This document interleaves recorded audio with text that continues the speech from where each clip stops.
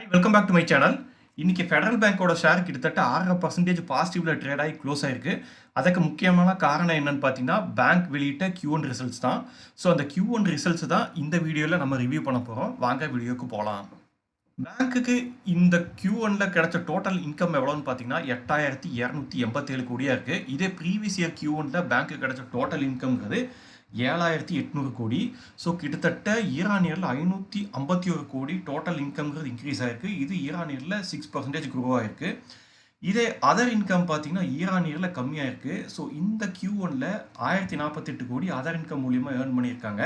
இந்த அதர் இன்கம்ங்கிறது ஒன்றும் கிடையாது, அவங்களோட லெண்டிங் பிஸ்னஸ் இல்லாமல் வேறு வழியில் பேங்க்கு கிடைக்கிற இன்கம் தான் அதர் இன்கம்னு சொல்லுவோம். உதாரணத்துக்கு ஏடிஎம் யூஸ் பண்ணுறதுக்கு அவங்க சார்ஜ் பண்ணுற ஃபீஸ் ஆகட்டும், இல்லாட்டி debit card credit card issue பண்ணுறது, இல்லாட்டி ரினியூல் பண்ணும்போது அவங்க சார்ஜ் பண்ணுற ஃபீஸ் ஆகட்டும், இல்லை பேங்க்கில் லாக்கர் எடுக்கிறவங்க லாக்கருக்கு இயர் ஆன் இயர் ஒரு ஃபீஸ் பே பண்ணுவாங்க, இதுலேருந்து வர இன்கம் ஆகட்டும், இல்லாட்டி ஃபாரெக்ஸ் எக்ஸ்சேஞ்சிலேருந்து அவங்களுக்கு வர இன்கம் ஆகட்டும், இல்லை ட்ரெஷரி இன்கம், இப்படி சொல்லி பல்வேறு வகையில் கிடைக்கிற எல்லா இன்கமையுமே அதர் இன்கம்னு சொல்லுவாங்க. ஸோ அந்த வகையில் பார்க்கும்போது இந்த பேங்க்குக்கு ட்ரெஷரியிலேருந்து வர இன்கம்ங்கிறது இந்த Q1ல கம்மியாக இருக்குது. இதே ப்ரீவியஸ் இயர் Q1ல பார்த்தீங்கன்னா அதர் இன்கம்ங்கிறது 1113 கோடியாக இருக்குது. ஸோ ட்ரெஷரி இன்கம் கம்மியானதுனால இயர் ஆன் இயரில் அதர் இன்கம்ங்கிறது 65 கோடிங்கிற வந்து கம்மியாக இருக்குது. ஸோ இது ஒரு நெக்லிஜிபிளான டிஃப்ரென்ஸ் தான். இந்த அதர் இன்கம்ங்கிறது கம்மியானது இது ஒரு பெரிய நெகட்டிவான விஷயமா நான் பார்க்கல. அடுத்து ஆப்ரேட்டிங் ப்ராஃபிட்டை பொறுத்த வரைக்கும் இந்த Q1ல 1897 கோடியாக இருக்குது. இதே ப்ரீவியஸ் இயர் Q1ல 1556 கோடியாக இருக்குது. ஸோ இயர் ஆன் இயரில் ஆப்ரேட்டிங் ப்ராஃபிட்டுங்கிறது 341 கோடி இன்க்ரீஸ் ஆயிருக்கு. இது 22% இன்க்ரீஸ் ஆயிருக்கு இயர் ஆன் இயரில். இதே நெட் ப்ராஃபிட் பார்த்தீங்கன்னா 1177 கோடியாக இருக்குது. இதே ப்ரீவியஸ் இயர் Q1ல இது 862 கோடியாக இருக்குது. ஸோ நெட் ப்ராஃபிட்டுங்கிறது 315 கோடி இன்க்ரீஸ் ஆயிருக்கு இயர் ஆன் இயரில். இது அடுத்து cost to income ratio. So இந்த காஸ்ட் டு இன்கம்ங்கிறது ஒன்றும் கிடையாது, ஒரு பேங்க் 100 ரூபா சம்பாதிக்கிறதுக்கு அவங்களுக்கு ஆகிற செலவு என்னங்கிறதா காஸ்ட் டு இன்கம்னு சொல்லுவோம். ஸோ இந்த காஸ்ட் டு இன்கம் ரேஷியோவை நம்ம எப்படி டிட்டர்மைன் பண்ணலாம்னா பேங்க்குக்கு operating expense divided by operating income into 100ங்கிற ஃபார்முலா போட்டோம்னா பேங்க்கோட காஸ்ட் டு இன்கம் ரேஷியோங்கிறத நம்ம என்னன்னு டிட்டர்மைன் பண்ணிடலாம். ஸோ இந்த Q1ல பேங்க்கோட காஸ்ட் டு இன்கம் ரேஷியோங்கிறது 52.50% இருக்குது. இதே ப்ரீவியஸ் இயர் Q1ல இது 54.89% இருக்குது. ஸோ 100 ரூபா சம்பாதிக்கிறதுக்கு இந்த Q1ல 52 ரூபா 50 பைசா செலவு பண்ணியிருக்காங்க. இதே ப்ரீவியஸ் இயர் Q1ல கம்பேர் பண்ணும்போது பார்த்தீங்கன்னா 2 ரூபா 39 பைசா கம்மியாக செலவாயிருக்கு பேங்க்குக்கு. இது வந்து பாசிட்டிவ் தான். ஸோ இது வந்து எவ்வளோக்கு எவ்வளோ பேங்க்குக்கு டிக்ளைன் ஆகுதோ அவ்வளோக்கு அவ்வளோ நல்லது. இதே நெட் இன்ட்ரெஸ்ட் இன்கம் பார்த்தீங்கன்னா இந்த Q1ல 2946 கோடியாக இருந்திருக்கு. இதே ப்ரீவியஸ் இயர் Q1ல 2337 கோடியாக இருக்குது. ஸோ நெட் இன்ட்ரெஸ்ட் இன்கம்ங்கிறது 609 கோடி இயர் ஆன் இயரில் இன்க்ரீஸ் ஆயிருக்கு. ஸோ நெட் இன்ட்ரெஸ்ட் இன்கம்ங்கிறது ஒன்றும் கிடையாது, பேங்க் கொடுக்குற லெண்டிங் பிஸ்னஸ்க்கு அவங்க வாங்குகிற இன்ட்ரெஸ்ட் மைனஸ் டெபாசிட் பண்ணுறவங்களுக்கு கொடுக்குற இன்ட்ரெஸ்ட், இதோட டிஃப்ரென்ஸை தான் வந்து நெட் இன்ட்ரெஸ்ட் இன்கம்னு சொல்லுவோம். ஸோ இது எவ்வளோ இயர் ஆன் இயர் இன்க்ரீஸ் ஆகலோ அவ்வளோ பேங்க்குக்கு நல்லது. ஸோ இது 26% இயர் ஆன் இயரில் இன்க்ரீஸ் ஆயிருக்கு. இதே நெட் இன்ட்ரெஸ்ட் மார்ஜின் பார்த்தீங்கன்னா 3.33% இருக்குது இந்த Q1ல. இதே ப்ரீவியஸ் இயர் Q1ல இது 2.94 இருக்குது. அடுத்து ப்ரொவிஷன்ஸ்.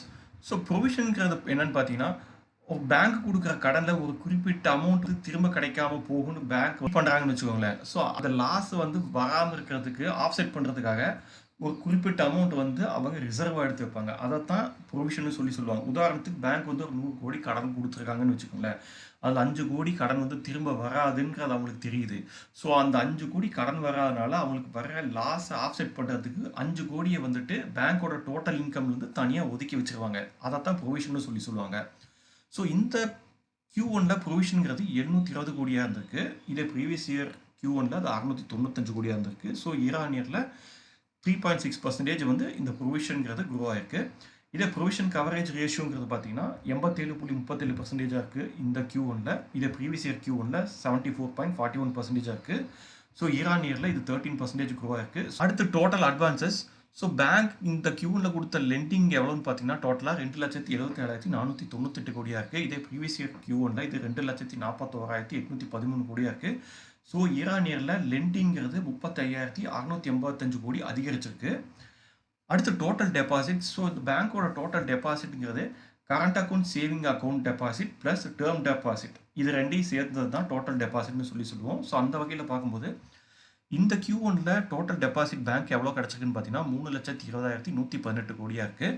இதில் current account saving account deposit எவ்வளோன்னு பார்த்தீங்கன்னா 1,03,163 கோடியா இருந்திருக்கு. இதே டேர்ம் டெபாசிட் எவ்வளோன்னு பார்த்தீங்கன்னா 2,16,955 கோடியா இருந்திருக்கு. இதே ப்ரீவியஸ் இயர் Q1ல பேங்க்கோட டோட்டல் டெபாசிட்ங்கிறது 2,87,436 கோடி. ஸோ ப்ரீவியஸ் இயர் Q1ஓட கம்பேர் பண்ணும்போது இயர் ஆன் இயரில் 32,682 கோடிங்கிறது டோட்டல் டெபாசிட் பேங்க்குக்கு அதிகரிச்சிருக்கு. இல்லை காசா டெபாசிட்டை பொறுத்த வரைக்கும் ப்ரீவியஸ் இயர் Q1ல இது 87,236 கோடியாக இருந்திருக்கு. ஸோ இயர் ஆன் இயரில் 15,927 கோடி காசா டெபாசிட் பேங்க்கில் இன்க்ரீஸ் ஆயிருக்கு. இதே டேர்ம் டெபாசிட்டை பொறுத்த வரைக்கும் பார்த்தீங்கன்னா ப்ரீவியஸ் இயர் Q1ல 2,200 கோடியாக இருந்திருக்கு. ஸோ இது இயர் ஆன் இயரில் 16,755 கோடி இன்க்ரீஸ் ஆயிருக்கு. அடுத்து பேங்க்கோட என்பிஏ டீட்டெயில்ஸ் பார்த்தலாம்.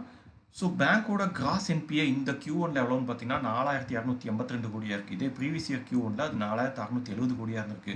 ஸோ இயர் ஆன் இயரில் நான் பர்ஃபார்மிங் அசட் கிராஸ் நான் பர்ஃபார்மிங் அசட்டுங்கிறது 388 கோடி கம்மியாக இருக்குது. இதே நெட் நான் பர்ஃபார்மிங் அசட் பார்த்தீங்கன்னா இந்த Q1ல 506 கோடியாக இருந்திருக்கு. ப்ரீவியஸ் இயர் Q1ல 1,158 கோடியாக இருந்திருக்கு. ஸோ இது இயர் ஆன் இயரில் 652 கோடி கம்மியாக இருக்குது. ஸோ பேங்க்கோட கிராஸ் நான் பர்ஃபார்மிங் அசட் ஆகட்டும் நெட் நான் பர்ஃபார்மிங் அசட் ஆகட்டும் இது எவ்வளோக்கு எவ்வளோ கம்மியாகுதோ அவ்வளோக்கு எவ்வளோ அந்த பேங்க்குக்கு நல்லது. ஸோ இந்த ரெண்டு மெட்ரிக்லையுமே இந்த பேங்க் சென்ற Q1 கம்பேர் பண்ணும்போது இந்த Q1ல எக்ஸப்ஷனலி டிக்ரீஸ் பண்ணியிருக்காங்க நான் பர்ஃபார்மிங் அசட்டில். இதை பர்சன்டேஜில் பார்க்கும்போது பார்த்தீங்கன்னா கிராஸ் என்பிங்கிறது 1.52% இருக்குது.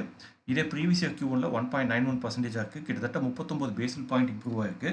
இதே நெட் என்பிங்கிறது 0.18% இருக்குது இந்த Q1ல. இதே ப்ரீவியஸ் இயர் Q1ல 0.48% இருக்குது. ஸோ 30 பேசிஸ் பாயிண்ட் கம்மி பண்ணியிருக்காங்க. இயர் ஆன் இயரில் நான் பர்ஃபார்மிங் அசட்டுங்கிறத பேங்க் சிக்னிஃபிகண்ட்டாக கம்மி பண்ணியிருக்காங்க.